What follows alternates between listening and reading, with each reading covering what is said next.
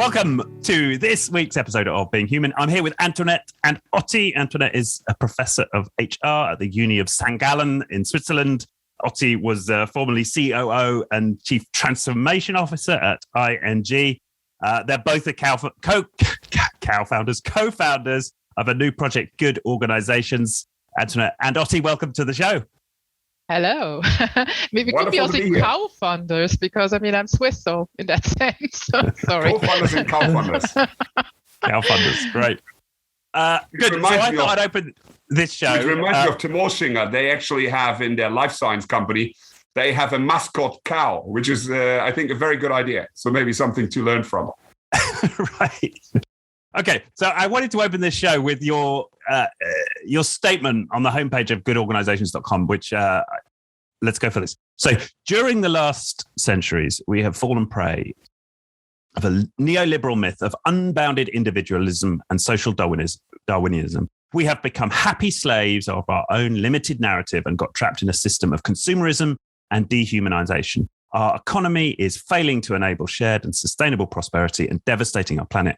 Whilst modern feudal lords have amassed money, power, and control, time has come for revolutionary change. We must collectively re-embrace a humanist purpose. We must rebuild our organizations with virtues and wisdoms, courage and compassion, and with the best of knowledge, practices, and insights. But above all, we need to learn how to become the conscious and caring leaders humanity needs.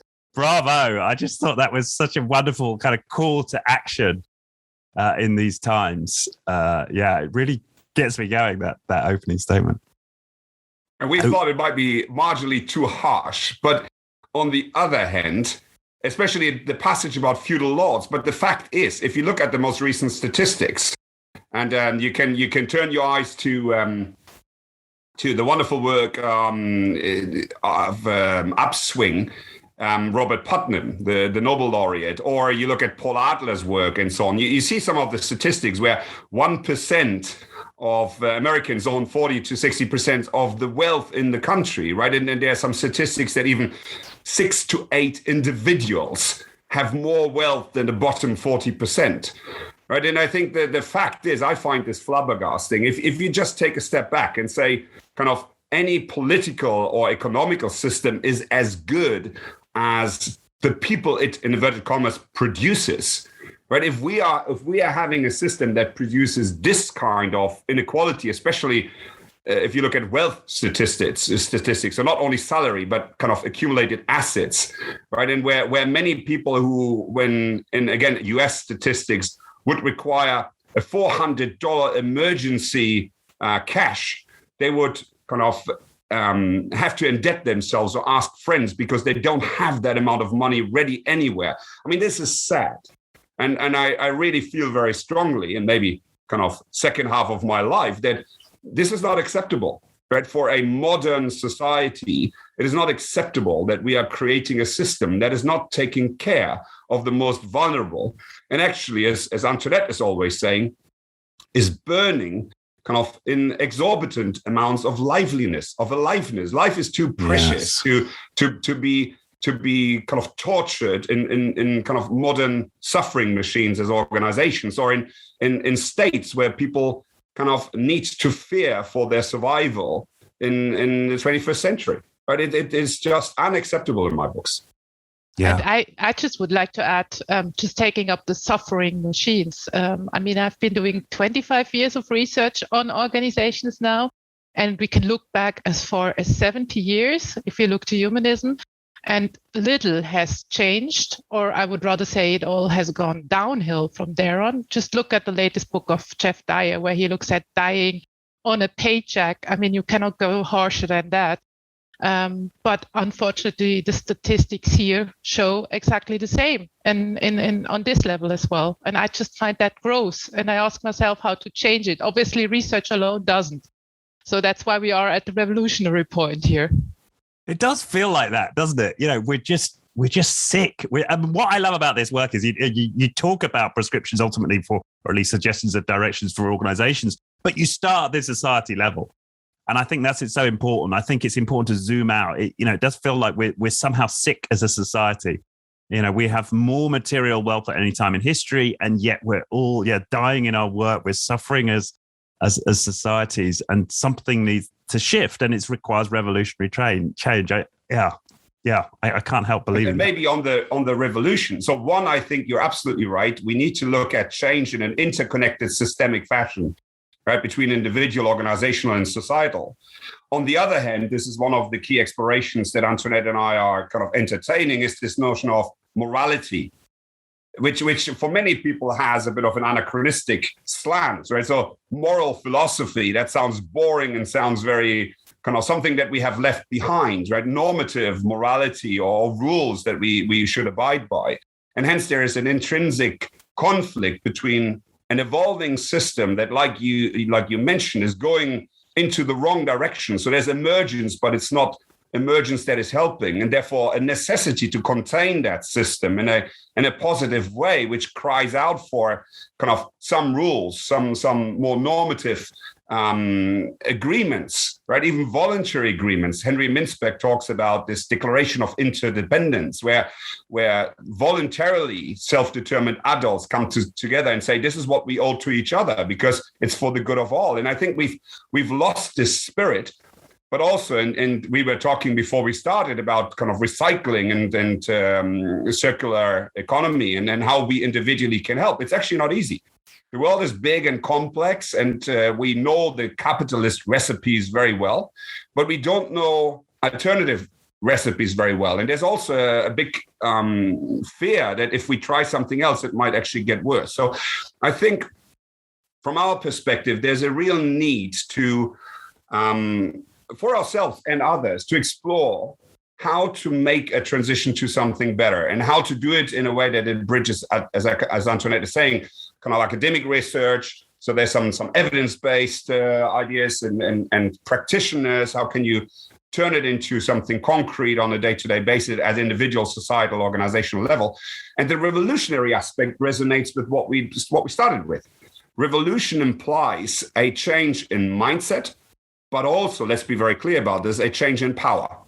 It means a more decentralized, in our perspective, a more decentralized use of power, a wider engagement in people in decision-making in the institutions of democracy, but also inside organizations, right? So if we maintain the existing power base, and you were talking a little bit about Agile earlier, right? If nothing changes in terms of who holds the powers and how decisions are made, let's not kid ourselves. Right? Nothing changes. That's not a revolution. So the revolution sounds bombastic to a degree, but what we mean by that is we need to have a change in the way we think, and we need to have a change in the way that we structure, and especially who holds power how. Right. And I think, I think one of the seems to me as I think about this, and you talk there about unbounded individualism. So perhaps part of this revolution is bounded individualism, right? It's the idea that I need to start putting limits on my own. This is the way I read it, right? I need to take on, you talk in other articles about virtue ethics, like this recommitment to me leading a virtuous life, and that being a part of this. And just as I was reflecting over the weekend, we've got young kids, and we went over to another friend's house. And he's got like a house they've got a house which is like maybe 20 or 30% bigger than ours. And that's got my head spinning. Like for like an hour of me in that house, I'm like, well, what should I, wouldn't it be great to have this much more space? And, how could I be getting some more money so I could get a house that big? And, what our mortgage like if and that's spinning away in my head. Right, and because you talk in the article, "Stop the Suffering: Good Organizations Wanted." We've all become mini capitalists, right? We're all trying to self-optimize, so our little capitalistic life could be a sort of, I suppose, hold more capital, and we can be bigger consumptive units. But that return to just hang on, what's important in my life? Like, what's the path of virtue for me? Not how big is my house, like. There's this revolution that needs to happen at a societal level, but also in terms of the boundaries we set ourselves as individuals, it seems. Yeah, I think you touched two things or several things, but I mean, maybe just start a little bit with the mindset again, because you were starting with that here, is individualism is good, competition is good. That's what we learned. And that's the worldview we imported everywhere. And that's why you kind of instantly light on and think about, I need to have a bigger house here. So I think that's already very important to understand that this is a worldview aspect. That's nothing which is written in stone. And actually, as you probably then kind of referred to, well, maybe it's nice if I have a little bit more time for my family, if I have the possibility to create something special. I mean, you did that in your life as well, rather than just earning more and getting better than on whatever levels. So I think that's the first important thing. And you know, the sad thing is we have imported that everywhere. We have imported that into our organizational logic, but also into research. It's exactly the same. So all we're looking at in research is how can you get better? So we are only looking at performance with everything we do. It's not better in terms of virtue, right? As you say, it's better in terms of performance. No. We have stopped looking at that with very few exceptions. Of course, business ethics still looks at it, but then they never look at organizations. So I think that's already the first start. And I guess, Otti, you're now going through the structures and the power back. But I just wanted to say already realizing that and seeing how we are trapped in these different systems, don't even see that all we're doing is kind of cementing that worldview. I think that's the first big step, in my opinion. And I think building, and I will give it back to you, Antionette, on another topic that I know is close to your heart. I think, Richard, what comes up is one, the individual perspective, right? Because I've been 25 years in transformation, and one of the very basic experiences is if the we have to do something doesn't become the I will do something differently tomorrow, guess what? Nothing ever changes. Right, and Otto Scharmer says this very nicely. He says we have to bend the ray of reflection from the system back to ourselves. In other words, we have to look into the mirror more often, right? Go on to that famous balcony, as we say in coaching, with ourselves to figure out kind of to what degree are we using what Aristotle would have called phronesis, so good judgment in our day-to-day, minute-to-minute, moment-to-moment decision-making. To what degree are we slaves of our own emotions? To what degree are we slaves of the societal conditioning that we all have been growing up with, from schools, from families, from work environments, and so on? And to what degree do we actually understand morality? What is a good worldview, right? What does it mean to be good? Like you said, what is a virtuous life for us? These questions are hugely important, but if you're like me, nobody has ever kind of taken my hand, so to speak, and say, Otti, let's have a chat about this. Right? There are kind of people talk, anthropologically speaking, talk about the lack of rites of passage. The elders that in kind of ancient societies were there to accompany the kind of apprentices, the youth of the people to become fruitful members of society. Right? We don't have them anymore. We have this. Not only do we have a cult to have a bigger house than our neighbors, we also have a cult of eternal beauty, eternal youth.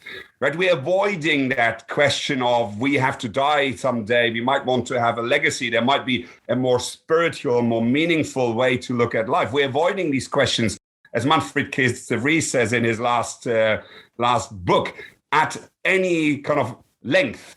Right? And Manfred says the meaning is the difference between making a living and making a life. And I think we have lost this, the capacity, but also we have lost the collective nature of this reflection.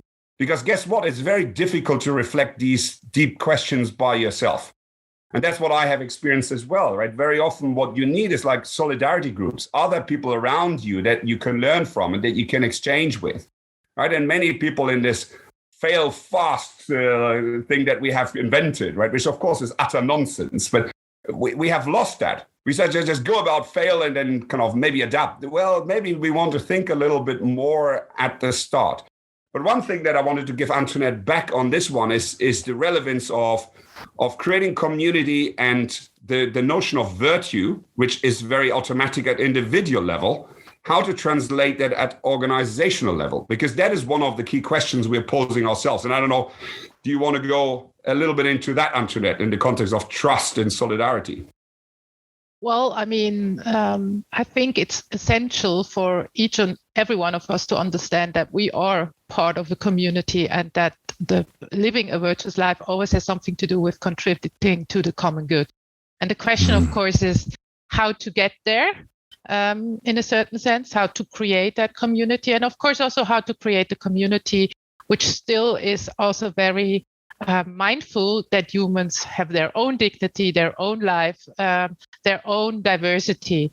And I think that's going to be a big part of what we are going to try to really put together. How can we have this more of this common good spirit in the organizations, whilst being very mindful that we cherish diversity, that we cherish this individual development, because a virtuous life is all also about your own development, about your own quest. How can I lead a virtuous life? And that's not so easy. And I believe that trust plays a big role here, because trust is kind of giving you both. Trust, if you are trusting, you allow others to flourish in their own fashion. But it's also the trust in each other, which makes us able to see that we have this common good together, and that we can kind of co-create and learn from each other in a very rich way. So that's one aspect of it. We are struggling with some others a little bit more, like with solidarity. But I mean, we are quite sure that this community aspect, or maybe it's more the common good aspect, is a very central one if we want to turn away from that pure individualism, consumerism, competition kind of mindset we are still embracing also in new management books. But that's maybe something we later are taking up. Right. I'm interested in what is your struggle with solidarity? What's that? Well, Otti, maybe you are going to talk about that.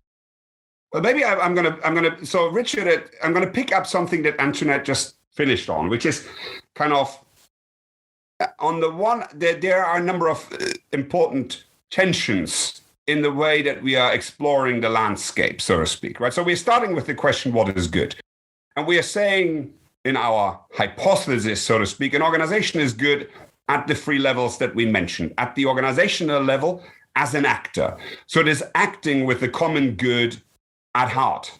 And again, I want to be very clear, it's not about balancing purpose and profit, as it's so fashionably called. It's actually not, because in my view, and I'm with Colin Myers, who's written that in Prosperity, his famous book, that organizations are such by public fiat. They're created by society. The incorporation makes an organization an independent body, often with very strong privileges in terms of liabilities and so on, right? But that is only so because the society has decided that it's a good idea to create that organization, right? That is what makes it. Therefore, I believe responsibility is firmly anchored in becoming a positive contribution to society. And that is a sine qua non. That is a primordial condition, so to speak. There's no balancing. Anything else that you do thereafter is on a different logical plane. Right? So first and foremost, you are a part of society. And that is not, as I think even Peter Drucker once suggested, do no harm. No, it is contribute to the flourishing of that ecosystem that is constituted by that society.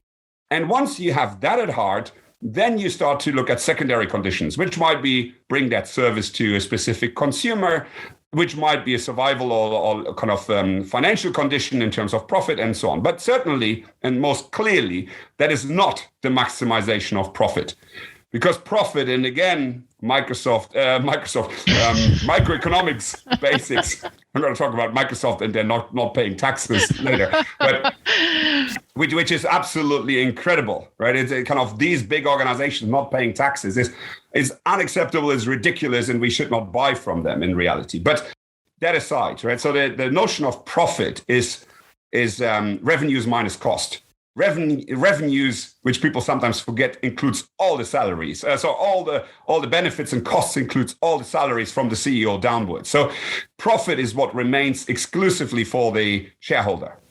And what we have today with the financialization of the economy, as we're always saying, is we have a huge disconnect between a very often kind of anonymous ownership through lots and lots of shareholders or pension funds and so on, who have no real interest in the firm, right? And therefore, the idea that you're maximizing profit for someone who has really no interest in the going concern, but only in the financial returns, is somewhat, I think, misleading and creating the problem, right? So the first aspect is the organization has to act well within the context of society. The second is the organization has to create a good container for the people, almost like a mini society, to enable them to collectively thrive. And this is, I think, where the notion of solidarity, what we owe to each other, like you said, how we voluntarily looking at this thing across all of its aspects together is really important. And it's not the same as stakeholder theory, right? So if you go to Davos, or if you went to the last Davos gathering to 2019 or beginning of 2020, whatever it was, right? There was this notion of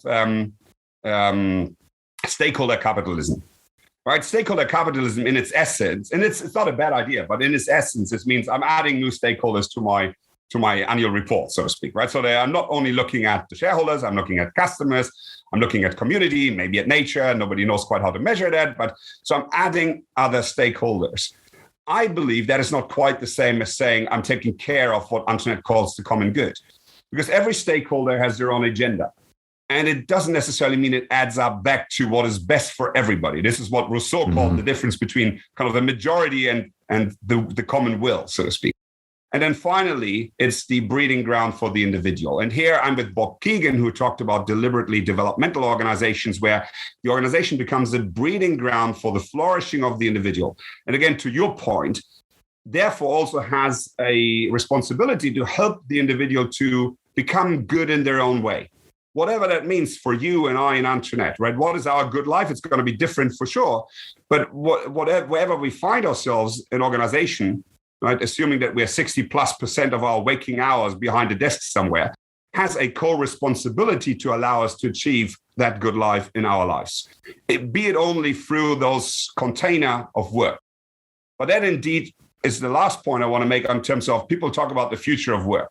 The problem with the future of work is it's almost like the work is the victim of the future. And because before you know it, when you talk about future of work, you're starting to talk about automation and AI and smart technologies and so on, and how work and the workers have to adapt themselves to maintain productivity and maintain profit. Well, and I beg to differ. I think the real conversation is about what's the work of the future?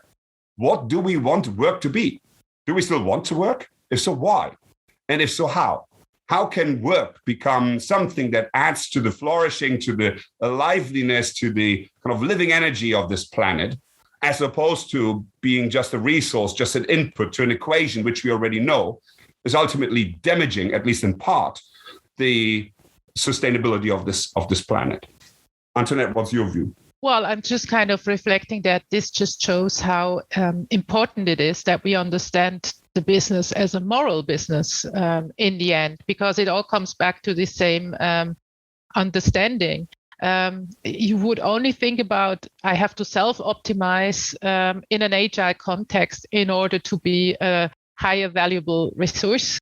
If the worldview or the ethics is wrong, in my opinion. And that's why you have to start really with what you were first elaborating on. What is the business of business? And I think the contributing to the common good is the business of business first and foremost. And that I think is really important. And then, of course, I think then you can really start to try to build in whatever ways, whether we should call it building or not. I mean, I'm still kind of a positivist, probably a little bit more coming from that direction, or just attract or make sure that we have this possibility, that we know what the common good is we want to contribute to, that we have this community, that we enable this community, that above all, in my opinion, get rid of a lot of things which are kind of making it impossible, because we have ingrained competition, nasty competition into our companies. We have ingrained that money and status is everything into our greed even. I mean, greed is so strong. We have ingrained that into our organizations with all these bloody incentive systems we're working with, and so on and so forth. But I think it really starts with the first question. So what is a good business? And I also agree with Otti. We wouldn't get the license to operate if we weren't able. I mean, obviously, we got the license to operate and we're abusing it, but we're not going to hold it much longer if we're not going to answer that question properly. Right. Yeah, and there's several things you touched on there. One was the agile point, and I love in your article, Stop the Suffering, Good Organizations Wanted, is that agile's like lipstick on a pig. And you talk about what agile tends to do is allow a team to learn, but what it isn't doing is allowing for the development and learning of the whole system, right? It allows a team within the system to learn.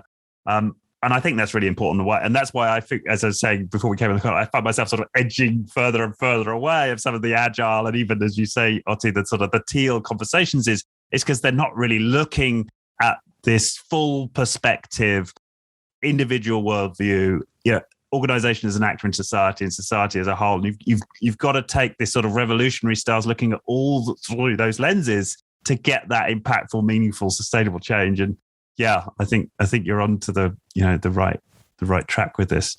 And maybe there's one thing, Richard, which we haven't touched on. Which, I mean, this is. I don't want to make this sound simple, and I also think many people, be that agilists or teal disciples or so, I think they're earnestly trying to find solutions. And as Antionette said, in spite of that, there hasn't been a lot of progress. So we really need to look. If it was easy, someone would have solved it a long time ago. So we cannot fool ourselves that kind of suddenly Otti and Antionette come on and Richard, we come on stage and we kind of Deus ex machina, as they would say in theater, we've solved it. This is difficult. And I think this is also difficult because there's a normative moral perspective, as Antionette is saying, what is good? And I really feel we have neglected this. And I'm personally responsible. I've been a leader in many situations in many enterprises. And I've been, as has been claimed in literature, I've been morally mute. I've never asked those questions. I've also never been trained in those questions. And this is, as Gary Hamel is always saying, I mean, it's funny that in management, in spite of all these changes in the world, very little has changed. There's no fundamental management innovation in terms of theory since Williamson and Jenkins and Friedman, right? So for 30, 40 years, there's nothing new.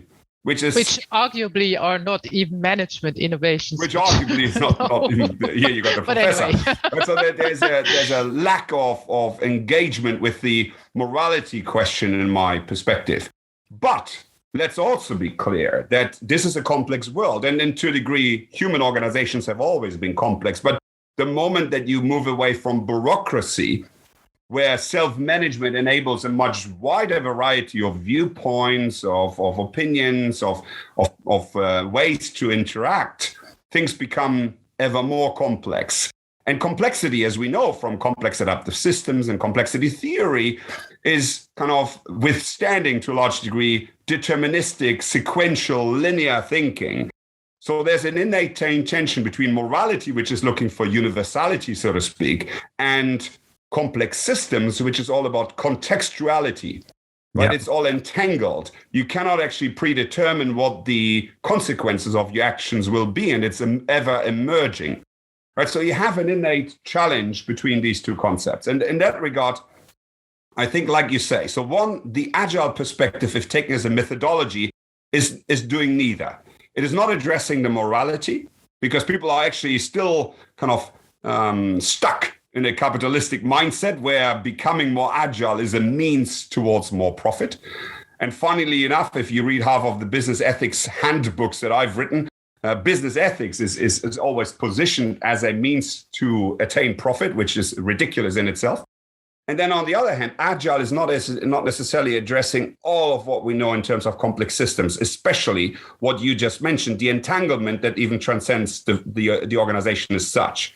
So one, we are trying to get to more fluidity inside the firm by having a networked operating model with, call it circles or tribes or micro enterprises like in Hire and so on. So you're trying to create more autonomy, but also more flexibility in the way that we're operating. But at the same time, we need to build ecosystems because the big problems of this world cannot be addressed by any single player. And I would argue not even any single player in business. We actually need to create ecosystems that transcend the economy, where we have actors from multiple constituencies like politics or NGOs and organizations together trying to address some of these challenges.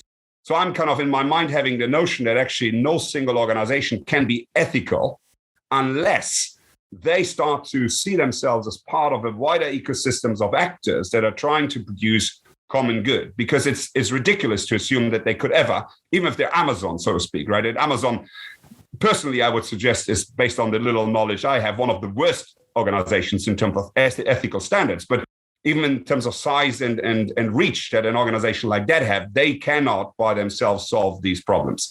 So an ethical kind of qualification of a single enterprise becomes almost meaningless. It has to become part and insert itself voluntarily and proactively into a wider ecosystems of actors, right? So this agility, as you say, if we're not careful, it just proliferates the status quo because we haven't sufficiently explored neither the what is good nor the what does systemic actually imply question. And I think this is also what makes the work that we've started, Antionette and I, both super exciting, right? Because of the transdisciplinary nature from psychology, sociology, anthropology, complexity science, philosophy, management science, and you name it, right? But on the other hand, intrinsically very complex, and therefore, I guess we will not, I don't know, Antionette, I think we will not come out with a model, as Carl Sanford would call it. It's not a prescriptive thing. We will probably come up with a framework which allows people to ask the right questions and try to deploy that critical thinking and that phronesis that we talked about to find the right answers in their specific context. What's your view, Antionette? On the latter one, I'm completely with you. I just wrote him yesterday. I'm again in the valley of the Dunning-Kruger effect. So it's just a lot, but it is also exciting. Well, I think you have to explain the effect. I mean, there's certainly some people who will not realize that. Well, I mean, Richard, I guess you have heard about it, but it just means that if you know nothing, you have the feeling you know everything about it. Then you start learning about it, and then you realize I know nothing. And then you sometimes get out of the valley again and realize now I know something. But of course, you're getting back to the valley, maybe on a higher level. But this is just, even if you're a professor, that's just the basic experience over the life. But what I maybe wanted to take up is a little bit more of the micro foundation that sparked what you were saying, Otti. And I think that's an important difference to, it's all about contextuality, and outcomes are not clear because you don't have any linear effects in complex systems. But on the other hand, I think this is why we also turn to virtue ethics, because virtue ethics is much more about behaviors and habits and constantly working on your habits. But it's contextualized. So, for instance, if you take courage as one of a possible virtue, you wouldn't show it always in the same way. You would sometimes be a little bit more withholding, and in other times you would show it much more stronger. So it takes this context aspect much more into it, and it's much more about behaviors and habits, which is also helpful because remember, in a neoliberal ideology, it was all about outcomes. So it also kind of focuses on other aspects again. But I would still say there's a huge difference. And I'm not sure whether in complexity theory they would even subscribe necessarily to that. But we're clearly going away from a postmodern claim that anything goes. So this is not what we are believing. We're seeing that some values are inherently more important or ethical or good than others. And I think it's important to at least think about that and not say, well, in this world, we cannot kind of agree on anything. So everything will come out right if we just let people do whatever feel is right to them, which is, of course, now grossly exaggerating. But just to give you also, I think, another important aspect on all of this. And maybe one further sentence on that, Richard, if you allow there. we're actually starting to talk about the European kind of model, almost like a European alternative, because what we believe is we kind of have moved towards an American neo-capitalist model, also in the way that we are structuring our enterprise. Is very focused on entrepreneurship, right? If you read Gary Hamels and Michele Zanini's Humanocracy, right? This idea of creativity and innovation is really what we're aiming for. And I think we are probably going back to what Antoinette calls the ehrbare Kaufmann, which in German is the trustworthy, merchant. The trustworthy entrepreneur. Yeah. So this trustworthiness is something that I think some people would claim. And I know Stefano Zamagni, for example, of the University of Bologna, one of the people who I think we will be speaking to very shortly, is suggesting that the European model that was built a little bit on the corporation model in Germany, but also in the UK, if you think about John Lewis partnerships, for example, and in Italy, in terms of some of the developments on the cooperatives in Italy, there was a kind of a European model, which was much more founded in some of these virtues, which has been very quickly let go at the beginning of the last of the 20th century towards going with the American version. And I think there's a little bit, and maybe that politically is not entirely correct to say we are creating an alternative model which is European in nature. But on the other hand, I think it might also serve to put the light a little bit on the differences between what we are suggesting vis-a-vis, as you said earlier, Richard, what the prevailing dominant hegemonic mindset is around us. And I think we might need to create a stark contrast so that people can actually see the differences. Because the problem is if you're in this treadmill, you don't even see that there are alternatives. So maybe by creating a stronger model and maybe even by calling it European, it could bring some people back to looking at these virtues. And final point on this, I think virtue versus value. Some people might use it as synonymous, and it is not. That value, let me be a little bit facetious here, value is what you have if you go to Canary Wharf and go into the big banks and see what is on the posters and PowerPoints. That's the value. And then I leave it to people to decide whether they believe that is executed or not. Virtue is there's very good research at the fact that people are not at all aligned with their values and find them, in fact, completely irrelevant to their job. Some majority of people I will endorse that claim. And I look at some of the statistics, right, where 51% of people believe managers are not honest. And then 91% of people believe in some recent statistics that actually the current system is only bringing benefits to shareholders. And whatever you write in terms of your values being ecocentric and people-centric, that people are our biggest assets and things like that, actually nobody believes that. 56% of people, which I find stunning, believe that capitalism is doing more harm than good. And frankly, interestingly as well, and I'm talking to many American colleagues about this Yolo movement that has started to firm itself up, this you only live once. They call it the Great Resignation, right? So lots of people are resigning, especially in the United States, but I've also anecdotal data here from the Netherlands that is starting, are resigning because they don't find sufficient meaning. They don't find sufficient development opportunities in their current jobs.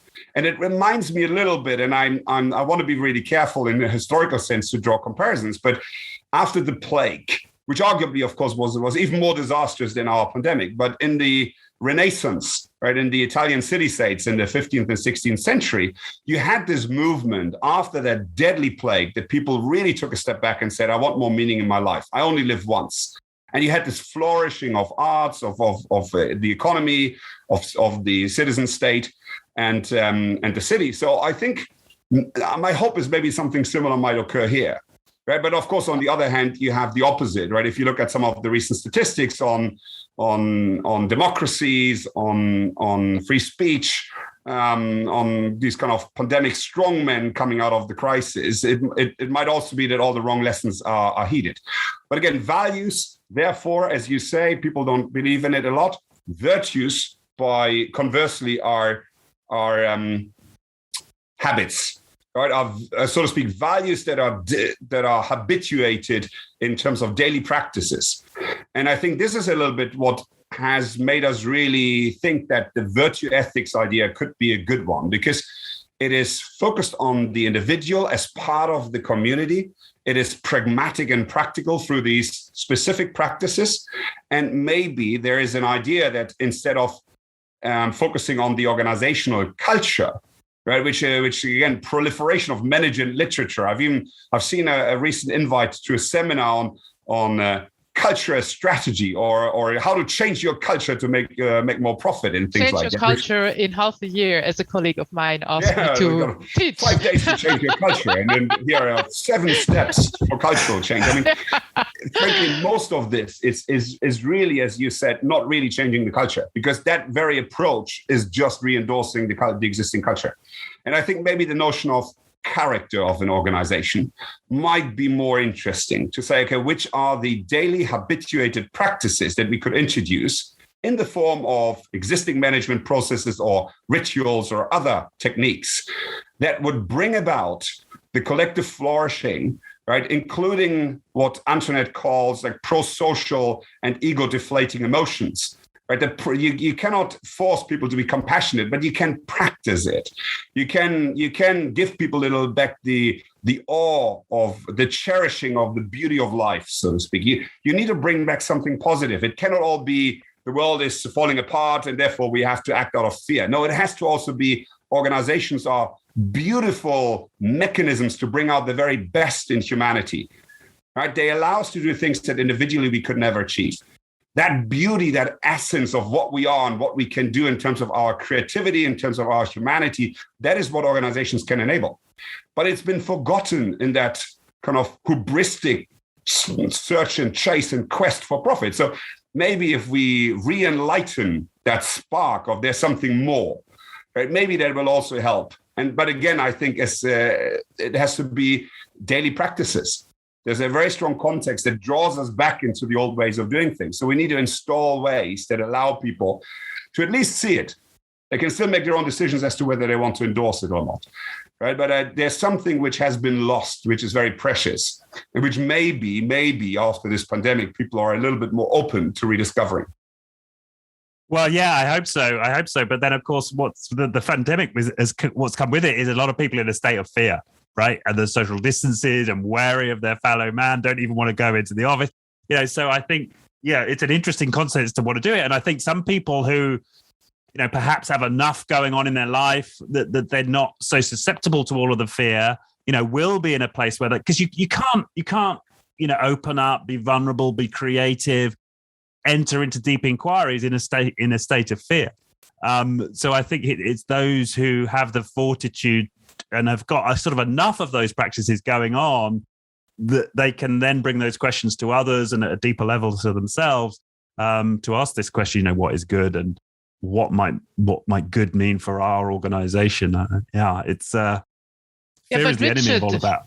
Yeah, but Richard, to take that up, I mean, there are 2 things I'm hearing here. First of all, we're not all in a state of fear, and those who are not, I think it's our obligation then to then share compassion, gratitude, the emotions that Otti was talking about, because they are so helpful in kind of overcoming the fear, reaching out more consciously. And I think we have seen quite a lot of people being able to do that as well. So we're kind of focusing on the fear aspect, but I think we saw a lot of other positive aspects as well, as I see it from the outside. So that I believe is very important. And the second thing is, and that goes probably exactly counter agility, we should stop that action bias we have in organizations. We need more reflection spaces. And I think that's so important. Because in theory, in Agile, we would have a time between projects where we would really reflect, but in practice, that's very rarely really a very long period where we reflect together. And I think that needs to come back to organizations to have that space. Yeah, and then it goes back. Something Emanuele Quintarelli told us recently in an interview, and Emanuele is, of course, one of the 4 thinkers of organizational development in terms of sociocracy versus Hayek's Renden-Hayi models and others. But Emanuele said something that stuck with me in that notion of kind of individual versus collective, but also cherishing what the potential that we have. And Emanuele said, why would we make it a difference between kind of individual and collective flourishing? Maybe it is just about understanding that actually, as the Dalai Lama would say, if you kind of if you want happiness, make someone else happy. The trick is actually that there is no difference between individual and collective flourishing, because by the moment that I'm enabling someone else to flourish, I flourish myself. And I think this is a little bit where kind of what looks like a constraint from one side in terms of my individual freedom, going back to the initial argument, might not be one. That might be part of this intellectual prison that I've created for myself, where in reality, my only key to sustainable happiness and to flourishing is to understanding that, as David Bohm would say, separation is an illusion.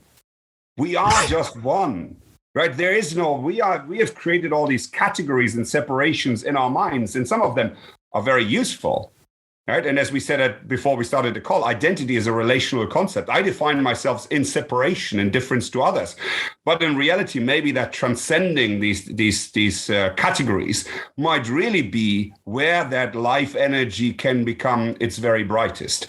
And I think this is important because very often when we talk about solidarity, going back to that point, people see it as ultimately what you're telling me is that I should constrain myself or limit myself and so on. And I think, and again, Emanuele pointed me to this, and I think Antionette and I will evolve this further, but maybe that is just the wrong lens, right? It's kind of, and we are not advocating Taoism to the very end, so to speak, this all-embracing, because I think it can also lead to inaction. The Wu way of the kind of the art of inaction sometimes can just lead to not acting when it's needed. And I think, again, in the European tradition, we want to act. There's too much suffering. We need to do something about it. But on the other hand, there's maybe some learning in the Eastern way of looking at things. And actually, we are all in this together, and not at an intellectual level, right? We are emotionally and at a spiritual level, we are connected. And actually, the moment that we realize that, there is energy that can be unleashed in the relationships. Again, in complexity, we know that the relationships are almost more important than the nodes, right? So this putting the focus on the relationships between each other and creating higher energy, and that might be really where the wisdom is in all of this. So I think, we need to make sure that our mindset is evolving, because the way we look at things is our reality. And the nice thing about what you're saying here, and then I leave Richard because he's not able to ask questions. Sorry about that. I'm just enjoying the ride here. Go for it. Watching you two spar is fun. I just wanted to say this is, here we even have empirical evidence. I mean, that's, I think, the big accomplishment of positive psychology, that they look at how is your individual flourishing creating exactly that type of emotions like gratitude and compassion, also passion, which then can be translated into positive relationships and collective flourishing, which then gives you again more space to develop yourself in that way. So I would say that is something I'm pretty hopeful that this could be happening, and that we could be feeling this if only we started this a little bit more seriously. Yeah, absolutely. And it's bring on unbounded individualism in the sense that we let go of the self, right? We're totally unbounded. We're connected to others in these rich relationships.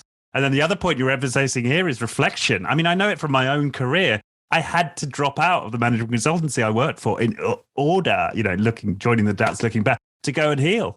I couldn't do it in a corporate context, right? And the stuff that I was dealing with, alcoholism and sexual compulsion, all of the dysfunctions I had going on in my life in that note, there was no way that organization could hold me through that healing process. I had to go and find my own path through that, and therapists and healers and so on. But what if we had a society that took people like all the way, as you going back to rites of passage, all the way through their maturation into the working world, held them in organizations that allowed them to flourish and to heal? And I think healing's an important point here, because many of us have suffered through the current societal context that we're living in. And there has to be not only reflection in terms of these, from my perspective, of these philosophical questions about, what does good like, what does a virtuous look like? Those are really important, but also just space to heal. And Gary Hamel, who you referenced, talks about this idea of the recovering bureaucrat, right? In an organizational context, that, you give yourself some space to like acknowledge the games that you've been playing and the practices that you've been engaged in as the start of letting them go. Absolutely. And I think it resonates in many different levels. So one, I would like to hear to whoever is listening, make an invitation on behalf of Richard and myself. And I think Antionette as well, because Antionette is on a sabbatical to engage in this project together with me. I'm on an executive sabbatical, so to speak, to make this happen. Richard is saying the same. I would almost advocate everybody who has been for 5 to 7 years in a role in a business, take out a sabbatical, right? You cannot, as Richard says, I think it's impossible to build that reflection into the normal business as usual. It doesn't work.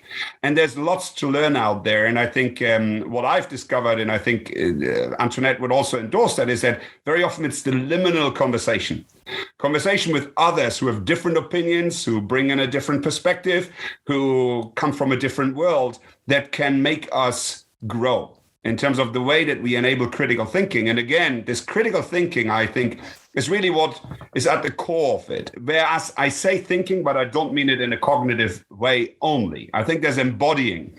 What I learned when it comes to psychodynamics of organizations is really, as a psychodynamic coach, and I think leaders have to become coaches to a degree, you're starting to use your body as tool, right? Self as tool. Because you're able to empty yourself of the emotions that you're feeling in the situation, and you're trying to just capture the radio signals of the system around you. And you're starting to take a step back from that and try to disentangle what is the underlying dynamic. If you take away the behaviors of the moment, what is actually going on underneath?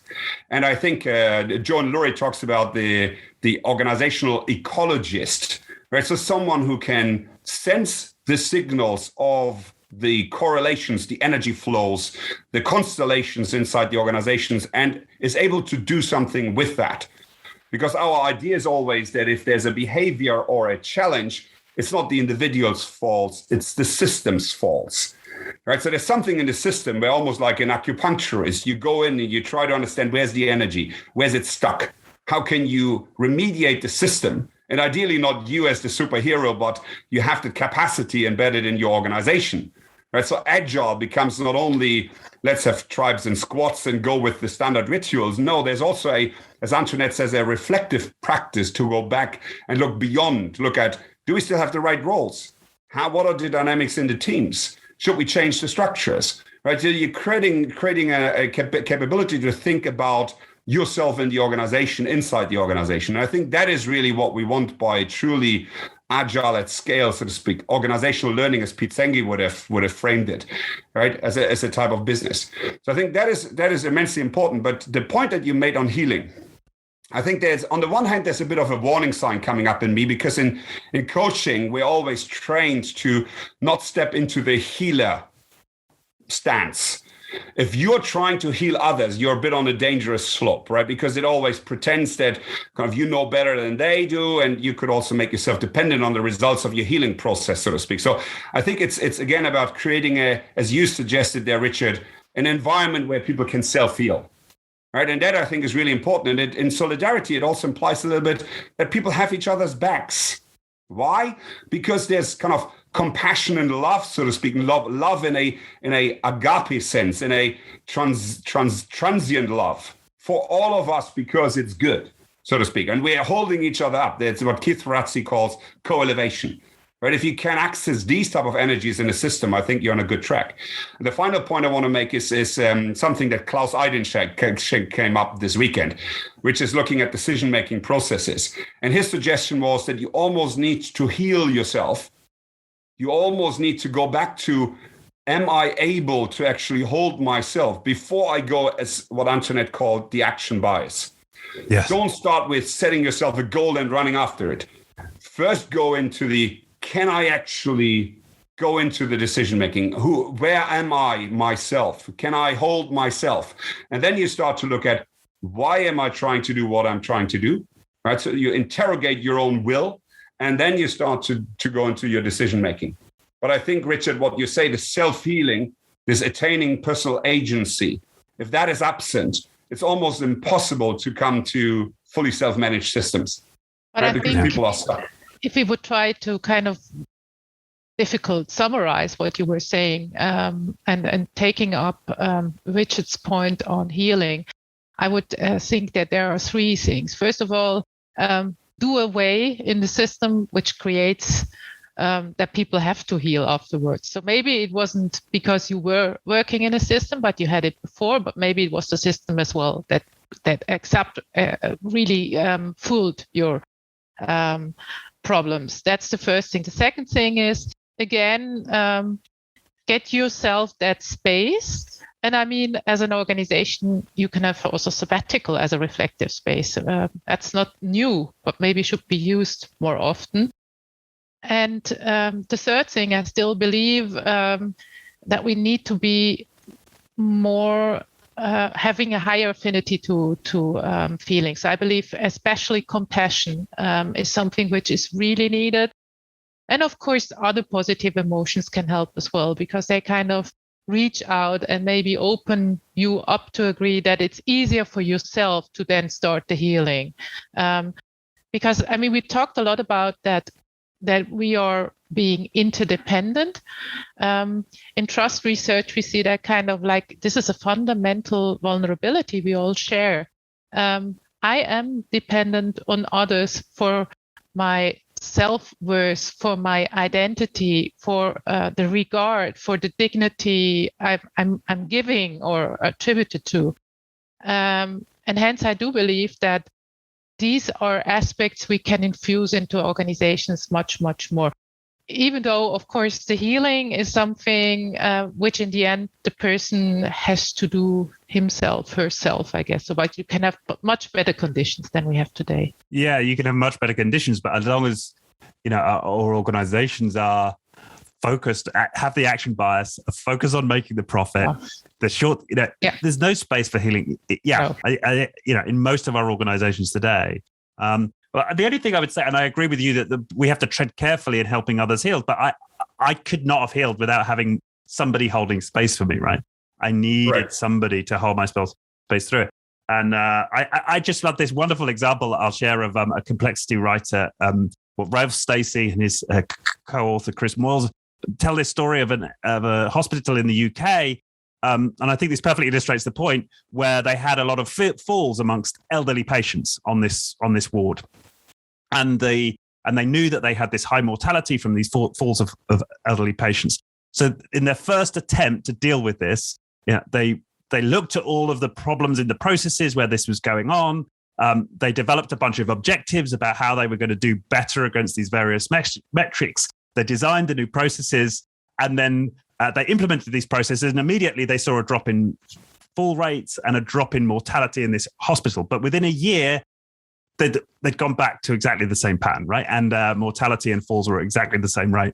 So they took another approach where they took one of the midwives, who was a particularly skilled facilitator, not midwife, matrons, skilled facilitator, and she just held people in conversation and had them process, as she described it, their shame about the things they weren't doing for these elderly patients, right?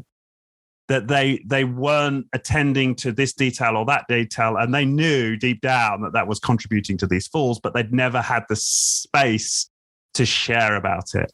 And so the way I view that is this obviously talented mate took them through a kind of a healing process.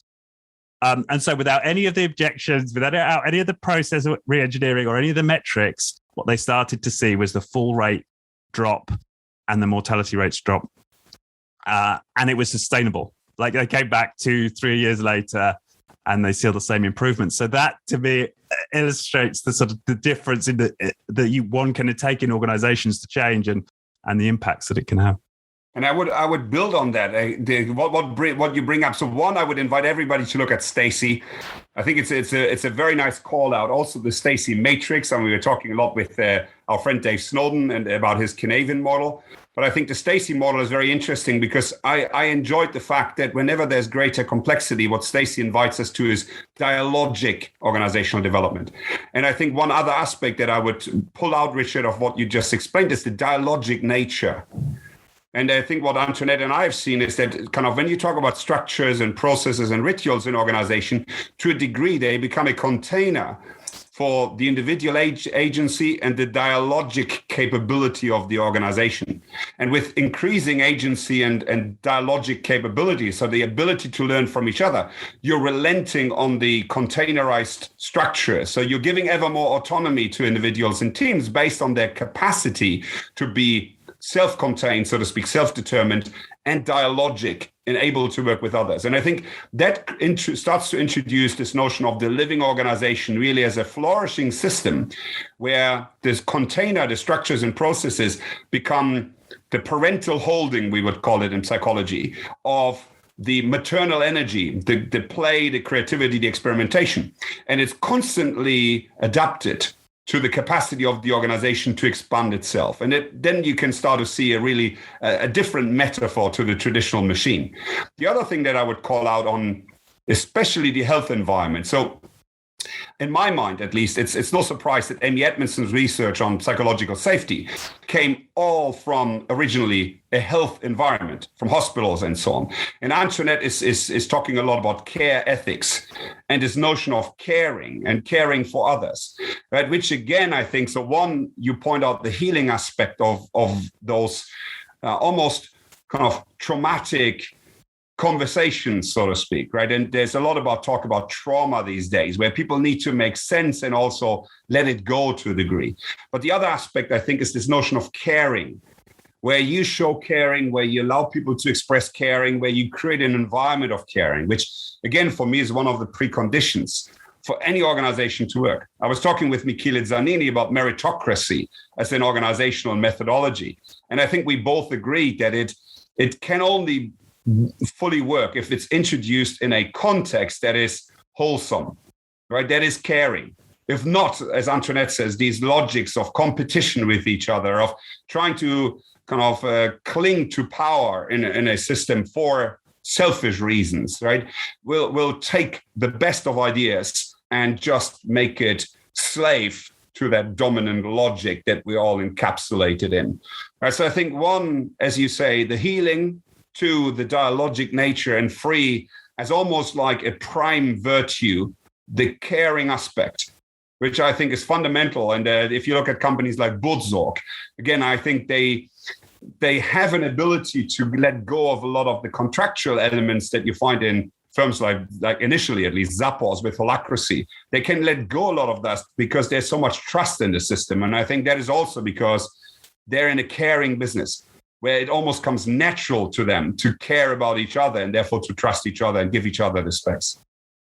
And maybe I can just use that for a small advertising. Please, Carol Gilligan, we want to talk to you. So, because she is the mother of care ethics, and it will be hard to get all these sages to talk to us, but we would really like to learn more about that. Yeah, that's right. And I think so. I think we're pointing to here is, valuing the feminine in the organizations. But what I love from Raj Sisodia's work is that, the healing organization, he talks about you want to be both, right?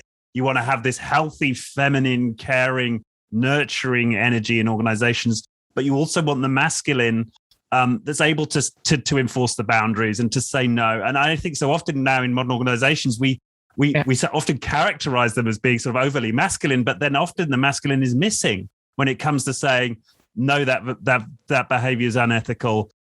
You can't stay here if you're going to continue doing that. Of course, you see it in the baggage. You'll be familiar with it, Otti, right? There's this reticence to enforce ethical behavior, which often is associated with the masculine. Yeah, but I think this is kind of what when we're saying thwarting is really an important principle. We often talk about, or I have to say, I'm the one who's often talking about it, the no asshole rule, for instance. So I do believe that we need boundaries. If you look at systems which are really trying to kind of be virtuous organizations, they tend to have boundaries. And that's, of course, a challenge because we are now really navigating in paradoxes here. feminine, masculine, getting more fluid versus having a boundary. So that's going to be an interesting aspect. How are we going to make sure that we navigate these paradoxes with this moral compass in mind? And I agree with you. Although if you would work in my place, you wouldn't say that most organizations are feminine. But anyway, so that's just another point. Business schools I think are very masculine places. But anyhow. Yeah, no, I do agree I absolutely agree that I think for so many organizations we've swung way over to the masculine. And we need to rebalance towards the feminine, but of course we've got to keep that healthy expression of the masculine, at the same time. And I think this is also one. Raj Sodhi, of course, also together with the former Whole Food CEO, the inventor of conscious capitalism. I think a call out to Raj and the team. I am John Mackey, if I remember well. And then, of course, in the healing organization, together with my special friend, if I could call him so, Michael Gelb. Michael is another wonderful person who I credit especially for having written a book on the benefits of drinking wine for creativity, which I find absolutely stunning. So Michael is famous for his work on thinking like Leonardo da Vinci. He's also one of the few experts on the so-called Alexander technique, so embodiment technique. So not only Raj, I invite everybody also to have a look at Michael's work, Michael Gelb's work. Really interesting. And again, to the liminal conversation, some characters that are really enlightening in just being exposed to these thoughts. On the healing organization as such, I would say I liked the book, but again, for me, it wasn't going to the nuts and bolts. And some of the stories were interesting. But again, the operationalization of this, exactly like you describe it. So you need the paternal and the maternal framing. And I think someone like Simon Weston, with his very famous work on eco-leadership, would suggest you need them almost in sequence. You need parental framing to create the container for psychological safety. What are the rules so that we can feel safe? Right? In a coaching conversation, you always create this container first. Then you allow for the maternal expression of play and experimentation and maybe exuberance even, right? And this kind of playful, joyful nature that we should feel. And then at some stage, you have to crunch it back. And even thinking about Alex Osterwalder and kind of the innovation techniques, right? We know that you have to almost have like 100 ideas in businesses before one comes out that is really good. Then you have to crunch it back and you have to say no to lots of ideas for the one to survive or the few to survive to then scale them, right? So this kind of dance of creating the container, diverging, and then converging, like theory, U language. That is something that we need to almost create as a constant dance and intentionally, as Sergio Carrera would call it, right? So that we have to become very able in being both in the action and observing ourselves in the action, right? As we would call it, leader in role in system. And you have to be aware of all these different levels in order to consciously direct or enable an organization to evolve and emerge and flourish, right? I think, and again, if you think about traditional leadership, I kind of from business school, that was the last time, and that was 2007 to 2009, that anyone put kind of formal knowledge into my head as a leader. And then we've been on endless leadership development seminars where, frankly, most of them were horizontal skills, how to communicate better or how to build a team or whatever. Whereas this ability to think systems, ability to kind of transcend yourself to become a tool to developing a system, none of that was ever on the agenda, frankly. And when it was purpose development, a lot of this purposefulness was just a kind of new words for an old action plan in terms of personal development. So I really feel there's more that organizations also in terms of leadership development need to do. And final point on this, Antoinette's remark on maternal versus, or rather feminine versus masculine. Again, I sometimes feel this discussion is seen too much in a gender perspective. And I would invite people to look at Robert Moore's work on archetypes. And when I say Moore, this is the male archetype, right? So I think it's called wizard, king, wizard, lover, warrior, right? And not in the right order, but this is the title of the book. And these are Jungian archetype of male development. And what you just said, Richard, getting towards what is called a wholesome male energy, which is, in his words, the king energy, is a individuation process that is not easy. And Campbell describes this in The Hero's Journey, where kind of the learning is in the abysses of your development. It's in the crises. And this is what we know from developmental psychology. You have to go through these crises to see yourself, to become whole, and then be able to embrace yourself and others in a wholesome, in a flourishing relationship. And what I see, as Antoinette says, in a lot of the organizations where people have, as someone claims, been promoted to the kind of level of their incompetence, is that people have actually not gone on this personal development journey. And therefore, there's a lot of immature, mostly male energy around. And we need to help people, again, rites of passage, to move forward on becoming whole. And the same is true for female, by the way. The archetypes are different, and Antionette knows better than I do, but there's the same. I've experienced many female leaders who behaved exactly like their male counterparts. So this maturity journey, whilst I guess in many regards easier for women, because they naturally embrace some of the more emotional and more community aspects of leaderships, which are so important these days. But they also, I believe, have to go on a similar personal development journey to truly become whole and be able to balance all these different perspectives and aspects of themselves. But Antionette, what's your perspective on that? So I'm stressing the individual and the collective maturation that we need to enable. Well, I have several things in my mind. The first thing I have in my mind is that I do agree with you that we have to have this maturation and make that more explicit as well. But if I look at the literature, for instance, about female leadership, Alice Eagley comes to my mind. We kind of see again the structures which are kind of making it very, very difficult for developing, but also if you already have that, living it. So even if you were able to embrace it because you are already at that stage, it can be very hard in certain institutions. And that's what you can see certainly in an environment. I mean, we have I think 8% of female professors and the rest are male professors.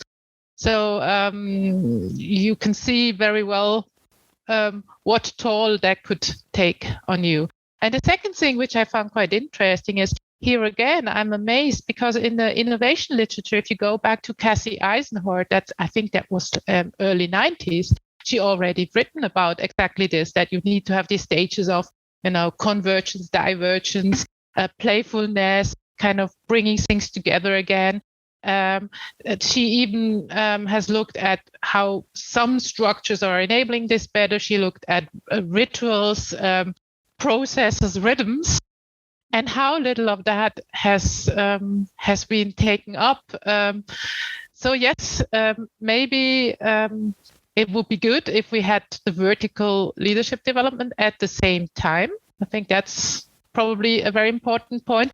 And then we're also probably getting vertical leadership development at the same. So what do you mean by vertical leadership development? I just was kind of taking up what Otti was saying. This leadership development, which is much more towards your personal maturity. A maturation, right? Yeah, maturation one. Sorry, yes. Maybe that's a German expression. We call it vertical development, but I wouldn't know that. It's not a term we use in science very often, by the way. So that's also interesting. It was actually introduced by the CCL, the Center for Creative Leadership. And vertical implies to the old team model of skills development, right? So they're actually, it's kind of inverted to a degree, because I think the horizontal axis is skills, whereas the vertical axis relates to mindset. Okay. And you can think about it like going up a mountain. The mindset thing is that the higher you go up, the more mountains around you can see, right? You can start to hold paradoxes. You can start to hold different perspectives on the same thing. So it's not just maturing your ability to execute. It's actually creating different perspectives on yourselves and the world around you. That is the vertical aspect. And again, we're dropping lots of names here for people who want to go a little bit deeper into stuff. So we do it a little bit purposefully, right? So on this vertical development aspect, I would invite people to look at Bob Keegan, The Evolving Self. right, which describes a developmental psychology model. The other is Bill Torbert, who has written about action inquiry, which is very much the same. And then you can look at the classics, right, from Kohlberg to Piaget to even Richard Barrett, who's suggesting the 7 degrees of consciousness model, which is building on Maslow and other theories. But again, this vertical development aspect and leadership. Oh, I need to mention a friend, John Knights, who's written Leading Beyond the Ego on what he called transpersonal leadership. So these are all methodologies to go beyond just training your skills and being able to grasp yourself and reality around you at, as Antoinette says, a higher degree of maturity and consciousness. And frankly, I would say if you don't do that work, Simon Weston would call it staying with the trouble, right? And what you have done, Richard, staying with your troubles and looking deeply inside yourself and healing them and starting to understand how you act. Forget about becoming a good leader, because the fact is, the truth is, you have to become a, inverted commas, good person, a good adult, before you can ever be a good leader. Yeah, but, and as you said, with people not doing that work, you forget about good organizations, right? Yes, but I would still like to do just with the third point. I believe even if you did that, even if you really then also build the right container, which we already know quite a lot about, never took notice of, we still would have to solve the power problem. And that always brings us back to where we started from. I think it's not going to fly if we are not going to really go at the basics this time as well. Yeah. Which links to structures. Right, It links to structures, but I'm also thinking about societies. I'm also thinking about us asking more of corporations in the future. I'm also thinking about new types of corporate governments, new legal forms. We really need to be very innovative in the next 10 years in order to come to if that's possible, better capitalism. Because otherwise, we have to say capitalism is bankrupt, and I think we don't want to say that. Well, it's interesting. There's signs of hope there, I think, because I'd seen some statistics that the growth rate amongst non-profits or B Corps are the growth rates in terms of employing people is much faster.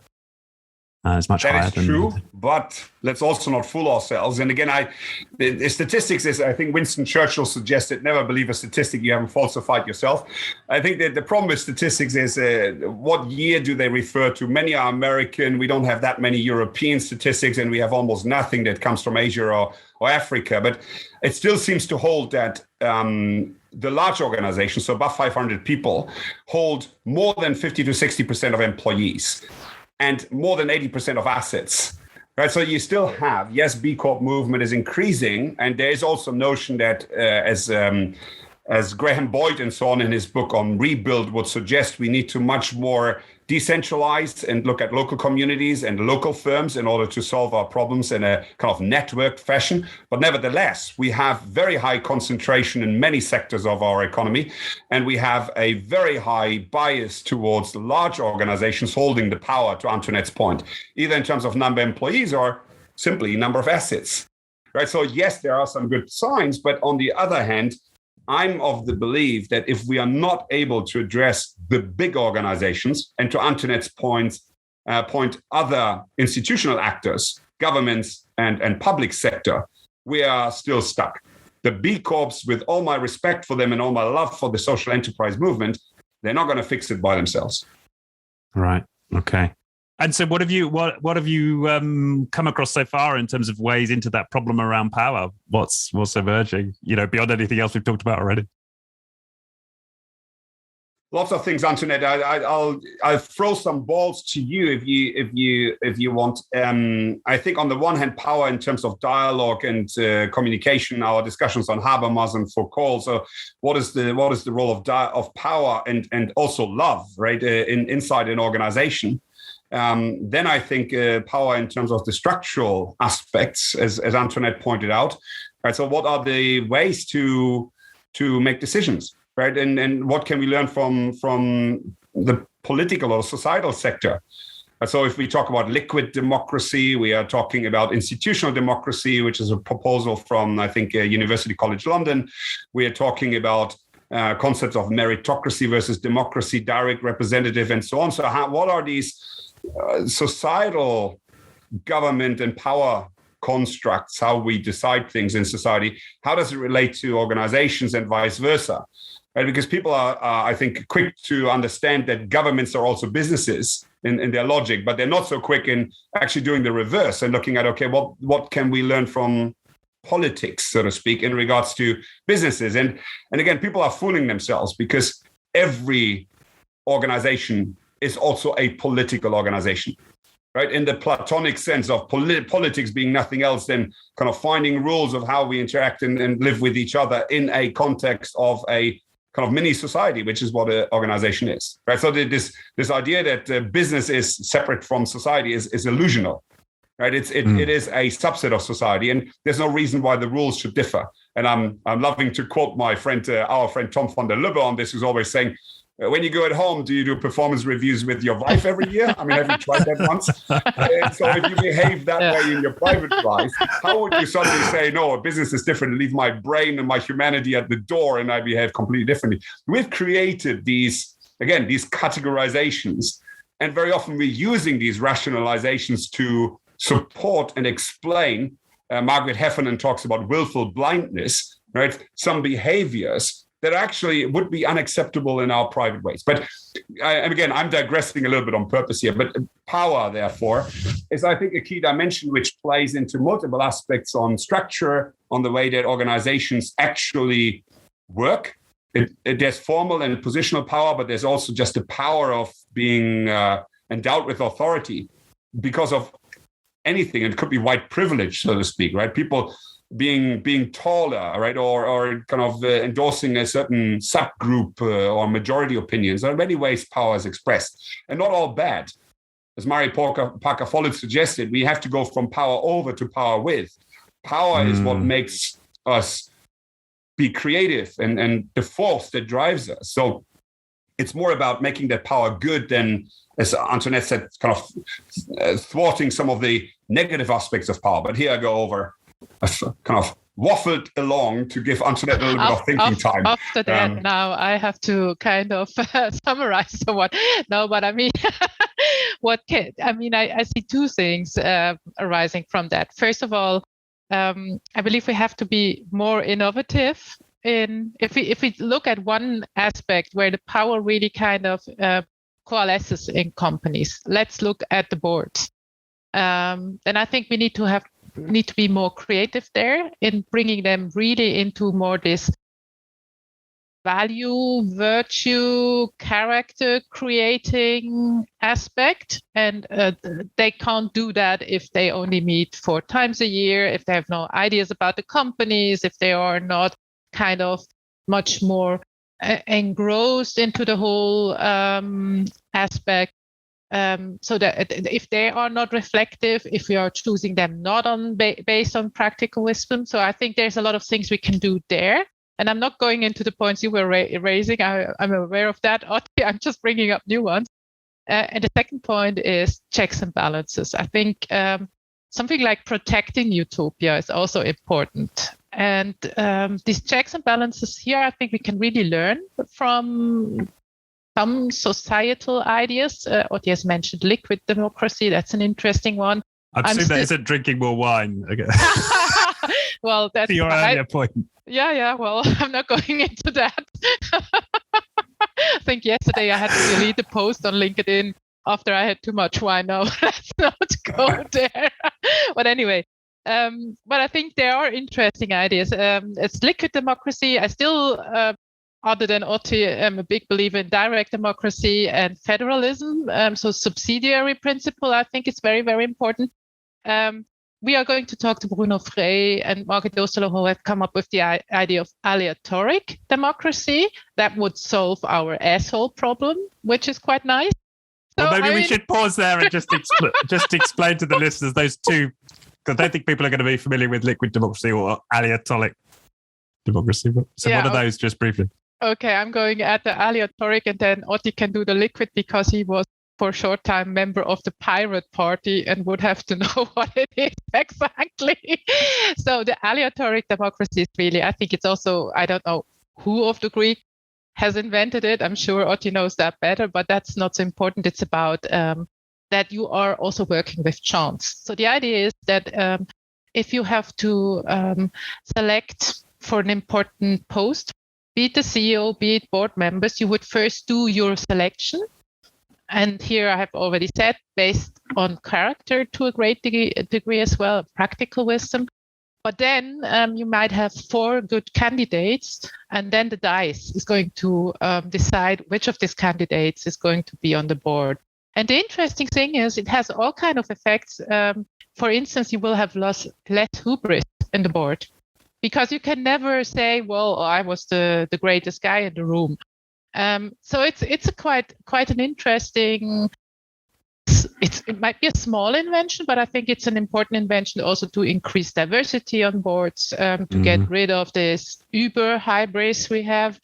So, and that's why I just think you have to look at all these different innovations which are out there, which maybe are on the societal level as well, and ask yourself, how can we use that in companies as well? And of course, vice versa. So, Otti, you're going to explain liquid democracy. Well, you said something at the end there. I want to connect it to power, because I think, again, why is this relevant to Richard's question about power? There are 2 aspects. One is kind of the negative aspects of power over. This is where we always talk about bureaucracies and positional power. And in spite of the good intentions of Weber's kind of concept of bureaucracy, people abusing that power to constrain the autonomy of their subordinates or do things that are making them suffer. Right. So one is the context of structural power, positional power, and there are many ideas that are leading towards the decentralization of that power. We talked about agile, tribes and squads. We talked about sociocracy and circles. We talked about higher 4,000 micro enterprises. So all means to decentralize power. But the other aspect of power is decision making. And this is where these ocracies, from democracy to humanocracy and so on, come in. Ocracy is a form of government which mainly relates to how decisions are made. So Antoinette's point was we need to have more phronesis, so we need to have good judgment in the way that people make decisions. And that is, I think, a function to a degree of, on the one hand, individual development. Right, so we need to make sure vertical development, we talked about that. On the other hand, it's also diversity of thought. So we need to have diversity. And again, I would like to make a difference between diversity, which is often pushed as a policy intervention, which has its right, I think. Antoinette's point on clearly there are not enough women in leadership position. And the same could be argued for many other minorities that are not fully represented. For minorities, we are not a minority. We, I think, are a majority, but that doesn't matter. That is a very valid point. So minorities in the context of representation. But minority also sometimes, so again, kind of in engineering business, very often women or other parts are a minority just because of this is a sector that attracts males and so on. So one is the representation aspect, but the other is diversity of thought. And this, I think, for me is almost more important, because you can very easily have diversity in terms of gender or age, but not diversity in terms of thought. This is what leads, for example, kind of certain sectors to employ people from other sectors or other countries or cultures to ensure that they're actually getting towards that diversity of thought. But the other is the decision is a process question. How do you make decisions? And here it's very important, I think, for any leader to understand there are actually different ways. Right. So the autocratic decision making that is prevalent in bureaucracy, we all know. I decide my way or the highway. Then there's in democracies the majority decision making principle. Right, which sometimes is good, but if you're taking a decision on cybersecurity, maybe you want to have experts, which leads you what Frederic Laloux in his Thiel work would point to, which is a so-called by advice decision-making process. Right, so the person who takes a decision has to ask the people who have expertise or who are impacted by a decision before making a decision. Right? Or then you go to sociocratic decision-making, which is the circle holds the accountability for decision. It might delegate the decision-making to someone, but in reality, what happens is that a proposal for decision can only be objected by in a qualified fashion. And it's qualified on the common good, right? On the common goal of the team. So these are all different ways of making decision-making. Now, liquid democracy is basically a form where you're mixing direct and representative democracy. So I'm saying on certain decisions, I want to vote myself. On other decisions where I don't have the expertise, I'm happy to have proxies. And these proxies can be allocated on different grounds. So you can say for these topics, that is my proxy, right? Or for these, whatever, these days when I'm not there, that is my proxy. And so the liquidity is the dynamism in making sure the individual feels they are correctly represented. And it might not always be the one person who I've put in place because that's my local MP or something, right? It might require more dynamism. And this is also the notion of institutional democracy, where the idea is that our democracies have failed to actually ensure proper engagement and proper sense of being collectively accountable by the electorate in many modern forms of democracy. And therefore, we need to find new ways to give people the feeling it's actually theirs. Because the idea of democracy was the people is sovereign.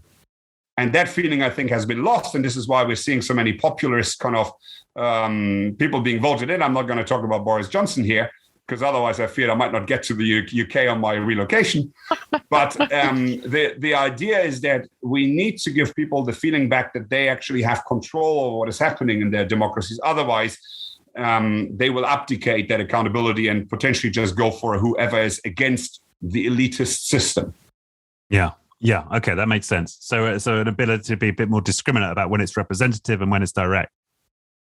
Yeah, and being clear, I'm a big favor of, or what's the right word? I'm a big fan of sociocracy, and a call out to Ted Rao. Sociocracy for All is a website everybody should have had a look at, and James Priest, who are some of the proponents of this sociocracy, because it puts the common goal, the shared goal, and to a degree the common good, because these are sociocracy informed by Quakers. So there's an ideological philosophy, so to speak, or ideology behind it.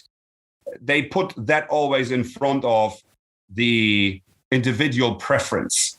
And to your point, Richard, of kind of finding that degree of I'm willing to let go some of my individual freedom for the collective good, I think that is potentially a good decision-making mechanism to ensure that this is being put on the table and say, this is my preference, but I have a tolerance zone that could go this far. Let's together figure out what is best for our common good. And this is in sociocracy, a very explicit conversation, whereas in most of the traditional bureaucracies and even in Agile, it's not on the table because the goal is always kind of assumed to be the competition, as Antoinette said, and the profit. Yeah. Good. Well, thank you. Yeah, that makes a lot of sense. And I think, I think you're right. I mean, I suppose I have a personal bias always, so the individual evolution and the maturation of the soul, because I suppose I've invested so much, but we just cannot ignore the fact that we live inside structures that, as we've discussed, have a huge impact on us as individuals, right? It's an illusion for me to think that I am an individual going on a maturation journey purely through my own agency. That's as much as I find myself in that illusion all the time. Of course, it's not the case. Yeah. And it could be counterproductive. This is the challenge with the individuation notion of a Freudian developmental model or Jungian developmental model, because it always has the individual integrity. And this was our Thiel critique, the wholeness of the individual. I become whole, and that's my whole, I'm sorry for the pun, that's my whole focus. What it leaves out is that notion of transcendence that ultimately, and that's the Eastern yin-yang notion, that we're all part of something bigger and greater. And the discovery of that is actually what gives us the energy to go beyond ourselves. Yeah. So this notion of self-healing can very quickly become a very selfish endeavor.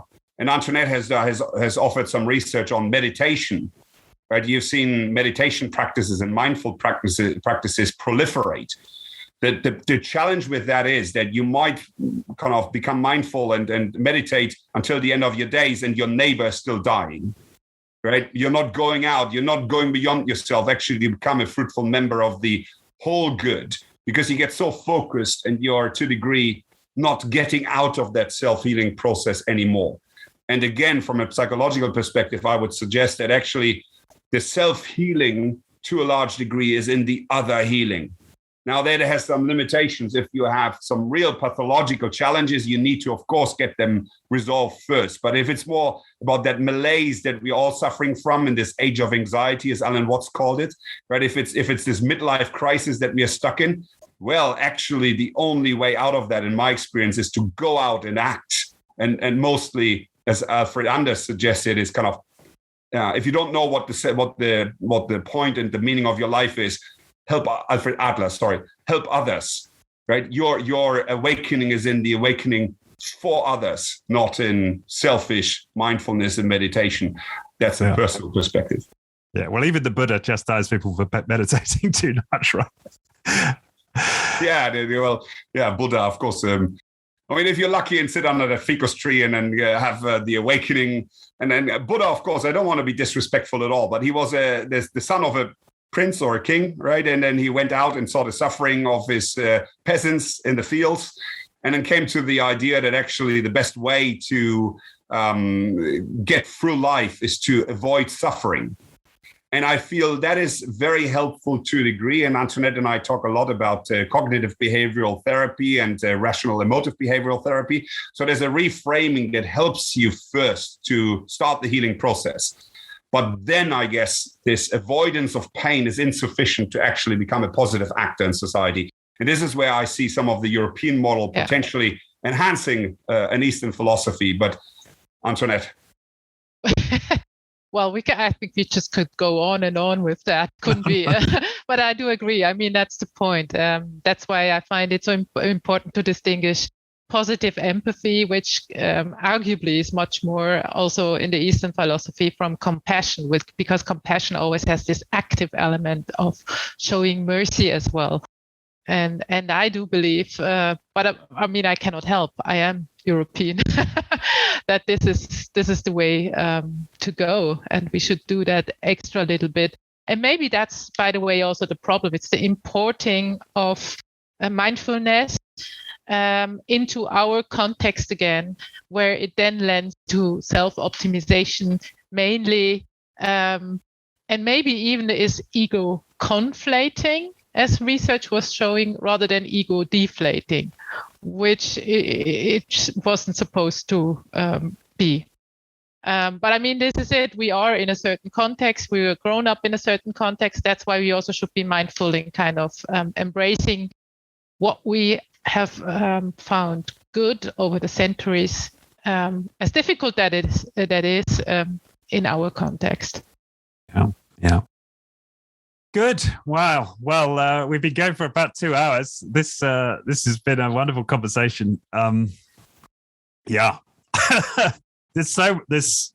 I mean, the two of you are obviously so thoroughly researched in such a wide breadth of fields. I'm excited to see what the book, how you managed to pull all these three heads together into a single book. Well, I want to make the point. You're going to need a separate volume just for the bibliography. For each of the biography, yeah. But I mean, I want to make this point. We started out with the idea not to just write a book, because books have seldom changed the world. I mean, something like Donella Meadows' report for the Club of Rome, The Limits of Growth, have had a huge impact. We couldn't possibly hope to have such an impact with a single book. So what we are hoping for, and again, today was brilliant. Thank you for for having us and for enabling and holding this dialogue. Is I think as Stacy suggested, the dialogic nature, us all being kind of fragmented individuals coming together and holding these questions together, and maybe starting to create better relationship amongst each other, and actually start to create collective emergence in a positive fashion. I think there's this notion that Meg Wheatley said emergence is bringing like-minded people with similar values together and see what happens. Right? If we can overcome the fragmentation between all of us and start to create something together, which starts to change the context, because I think this is what, for me, again, has come out of this conversation. As Antionette just said, if we are reinserting some of the concepts and kind of management philosophies or methods into the wrong context, nothing is ever going to change. Right? So collectively, looking that's the central insight for me from this conversation. Yeah. Yeah, and I mean, again, there's a very last names dropping Damon Chancellor, right? Look at the work on change that he's done on social network analysis. The only way to create collective behavioral change is by creating so-called white bridges, right? By connecting people with each other and then creating social trust and proof in the collective environment. And I think that's more than anything else what we're doing. We're going from door to door and starting to kind of talk to people, right? And hopefully start to create some resonance amongst and between each other. And then maybe, without forcing it in any sort of way, we will see a little bit of alignment and walking together, maybe in different ways, but towards the same direction. And I have a strong belief that there is still hope, right? But I also want to say people have to, pardon my French, get their asses off their couches and start to walk into the right direction and look at themselves, look at the mirror, as you pointed out, Richard, at the beginning, to see how can we become part of something better. And yes, it's going to come at a cost, right? It's not going to come for free, but we will have a much better feeling about who we are and why we are alive, as Oscar Wilde said, as opposed to just existing, because we are part of something thriving, something that could actually create a positive change for us and the people around us. And I think, maybe that's the point in life, right? Making a little positive difference, right? All of us. And again, I think dialogue is the way to get there. And I think what we have already realized, the main challenge, but of course there's also hope that we are conquering these main challenges, that we are all entangled in still competitive thinking. So I think this is really something we need to kind of leave beyond. That's my conviction. Really, really thinking, how can we find things that we value together and walk together in a certain direction, leaving our own whatever products, frameworks, silos we're coming from to a certain degree behind. That's a challenge, but a very exciting one. Let's put it this way. Touche. Okay, well, wonderful. Thank you so much, Antionette. Thank you, Otti. So we'll put a link to the goodorganizations.com, right? Anywhere else we should send people? I mean, you've dropped a kind of a bunch of references during the course of the interview. We'll maybe pull out a few of those key ones and provide some links there. Anywhere else you'd send people if they want to go deeper on this?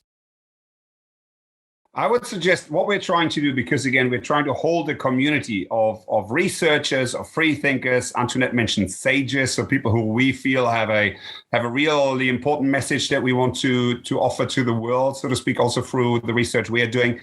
So on the website, I think we will try to create what is called a free thinker section and offer a lot of diverging thoughts from all and many of the people we mentioned today, so that people can create their own critical thinking on this. It's not what we, Antionette, you, I, have in mind. It's everybody going on the journey to evolve both their cognitive kind of thinking, but also their emotional, their maturity, as we suggested. Go on that journey. And one thing I wanted to add, Antionette, when you were creating the 3 points on that vertical development, I think the fourth one for me is, let's do it together. The only way that I've seen people really grow vertically is by going it together, creating vertical kind of solidarity hubs, creating kind of little clubs where they can share some of the challenges, share some of the successes. And then what Gallen called in psychology is consensual validation. So when people see that others can do it, I maybe can do it myself. I can give myself permission to go a little bit into that direction and try some new things out. And maybe we can do that together as a little bit of a solidarity group amongst ourselves. And join the club. It's join the revolution. That's a bit of the permission you've given me here. It's just to think and articulate this change in more revolutionary terms with a greater revolutionary zeal. Because I really do think it is. This is an overturning of the current paradigm. This isn't a getting a more adaptive enterprise, right? It really is revolutionary. I think that's more accurate, but what we're all describing here. Yeah. Yeah, and it's funny, to Antionette's point, Pete Senge wrote the book, The Necessary Revolution. When was it, Antionette? 1987 or 92 or whatever is it? We knew this for a while. Let's get our act together and start, as Richard says, I'll endorse this fully. Fifth revolution. Come on, be a revolutionary. Yeah. And look for some challenges as well. I mean, us working together is a big challenge, but I think this is what brings things forward. And that's the other aspect. You cannot have a revolution if you're not challenged as well. So yeah. Well, let's on that we should close, Richard. Revolutionaries of the world unite. See you on goodorganizations.com. If you dare, right? If you kind of leave your fears behind, do what you have been too afraid to do. Come on board and let's make a change. All right. Bravo. Thank you, Otti. Thank you, Antionette. That's been wonderful. Thank you.